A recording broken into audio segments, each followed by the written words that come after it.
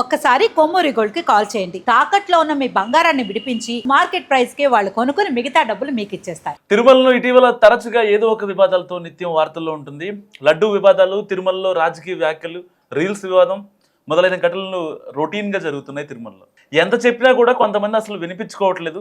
తరచుగా వీరి పనులతో కాంట్రవర్సీలు క్రియేట్ చేస్తున్నారు.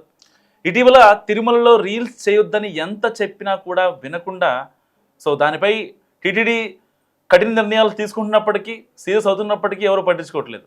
తిరుమలలో రీల్స్ చేస్తే కేసులు నమోదు చేస్తామని ఇప్పటికే చెప్పారు. చాలా మందిపై తిరుమల పవిత్రతను భంగం కలిగించే వారిపై కేసులు సైతం నమోదు చేశారు.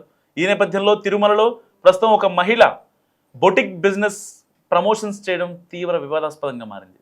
దీనిపై శ్రీవారి భక్తులు మండిపడుతున్నారు. తిరుమలలో ఒక మహిళ బొటిక్ కోసం ప్రమోషన్ చేసింది. అంతేకాకుండా తిరుమాడ వీధుల్లో నడుస్తూ ఫోటోషూట్ కూడా చేసుకున్నారు. ఇంకా ఎక్స్ట్రీమ్గా వెళ్ళి చుట్టుపక్కల వారు ఉన్నా కూడా ఏమాత్రం తగ్గకుండా ఫోటోషూట్ చేసుకున్నారు. దీనిపై ఇప్పుడు దుమారం రాజుకుంది.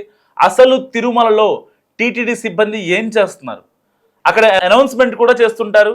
అలాంటిది ఎందుకు ఈ విధంగా ప్రవర్తిస్తారని శ్రీవారి భక్తులు మండిపడుతున్నారు. మొత్తంగా దీనిపై దుమారం అయితే రాచుకుంది. ఒకవైపు తిరుమాడ వీధుల్లో చుట్టుపక్కల అంతమంది భక్తులు ఉన్నా కూడా ఆమె ఫోటోషూట్ చేయడం ఏంటని అంటున్నారు.